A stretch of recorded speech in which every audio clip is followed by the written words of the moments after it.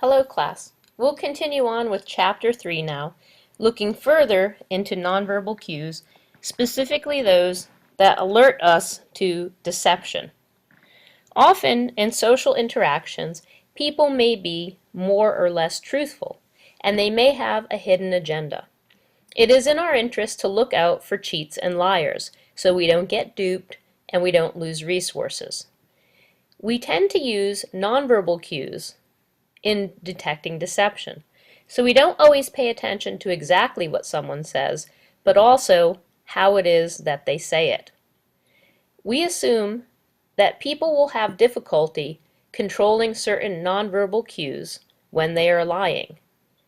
The cues we use are often facial expression, body posture, touching, eye contact, and a host of other things to indicate the person may or may not be telling the truth. So we'll watch here an FBI expert indicate what he uses as forms of lie detection. See if some of those things that he uses were ideas that you have in terms of how you try to spot a liar. Some things that you can look for to find the truth. And we brought in a polygraph examiner to put 5 people to the test and show you how to be a human lie detector. Did you ever steal anything valued at more than $10, $25? No. Are you basically a dishonest person? Basically a dishonest person? This polygraph examiner and retired FBI agent doesn't need a machine to pinpoint a liar. The eyes are a window to the soul. You can see right through them. What do they expect from me? That's a good question. Take a close look at this guy's eyes. Before Jason answers, he looks up to the right. Looking up in the right means you're making up something. You're visually picturing something that's never happened, you know.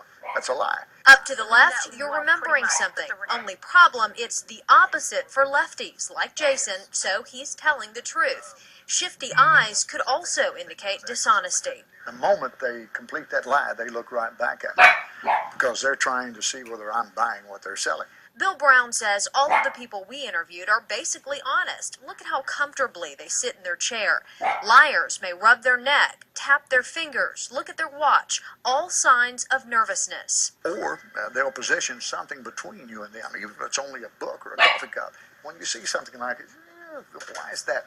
It's just getting a barrier or something between you and me. Someone telling a fib may lean back in their chair, sit to the side, and keep their arms crossed and hands tightly folded in their lap. Did you ever put any false information on any form? On any form? No. What about people who try to change the conversation? It makes almost everybody a little bit uncomfortable lie. So if they can say something else in a tangential way and get you to accept that, then they don't have to lie. Pretty good indication. Pretty insightful, and Bill says liars will most likely... So that gives us an idea of what someone who is a professional uses to cue into deception. So to break down the 5 ways we try to detect deception, one thing that was mentioned by the expert was facial expressions.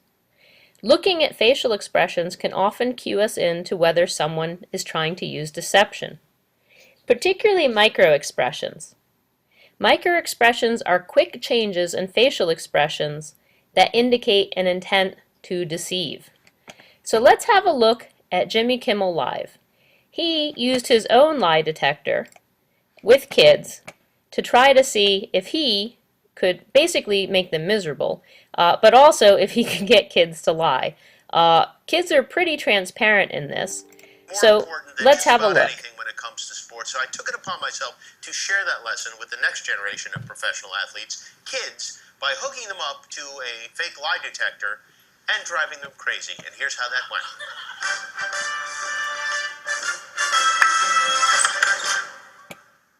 Well, hello. How are you? Good. Good. Thank you for coming. I'm Officer Jimmy. This is the Truth Fairy. The Truth Fairy is going to hook you up to a machine right now. Do you know what a lie detector is? Yeah.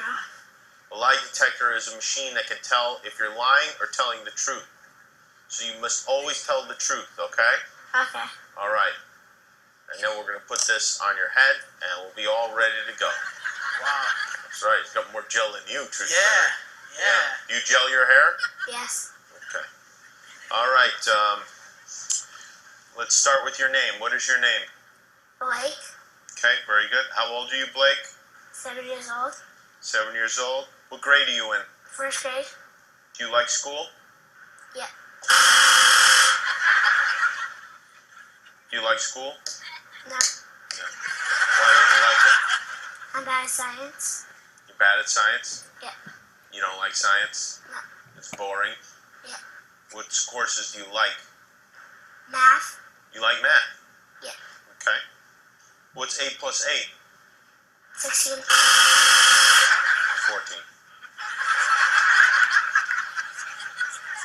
Have you ever peed in the swimming pool?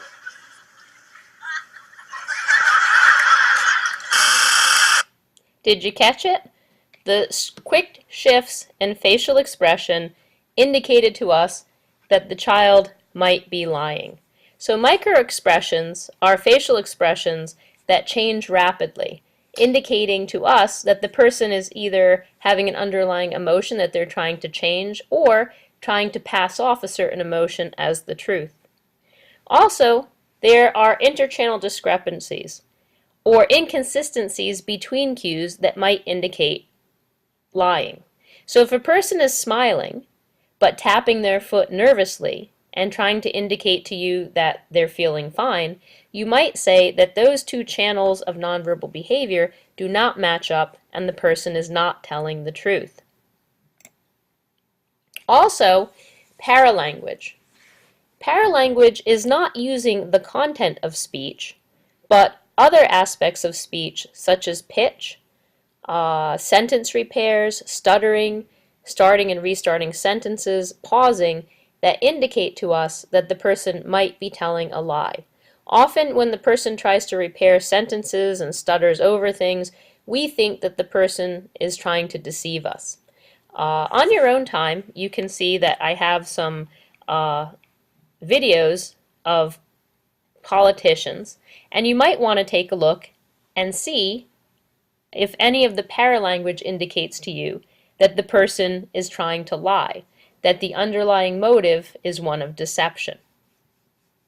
Eye contact is another form that we use to detect deception, and that is people who lie often blink more frequently or may make unusually high or low amounts of eye contact, trying to convince the person that they are telling the truth with high levels of eye contact, or trying to evade questions or evade the uncomfortableness with low levels of eye contact.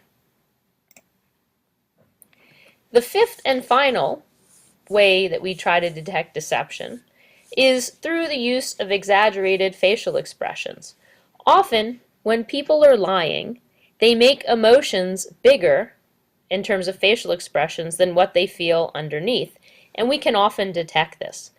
So I have a little clip from the Frenemies movie, Mean Girls, where you can see some exaggerated facial expressions among girls who are supposed to be friends.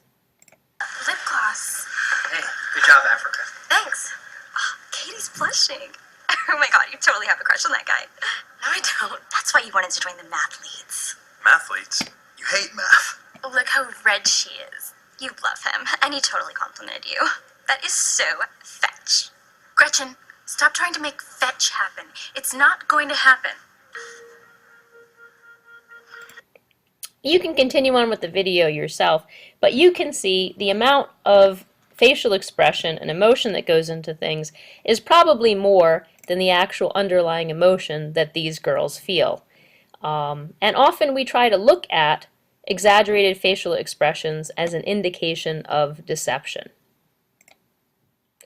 So we're going to move on now to trying to understand other people's behavior in terms of attributions.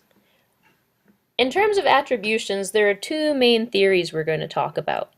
The first is Jones and Davis's theory of correspondent inference. According to Jones and Davis, when we make an inference or an attribution about other people's behaviors, we do three things. But first, we're going to listen to a little bit of Mr. Kanye West's song Gold Digger.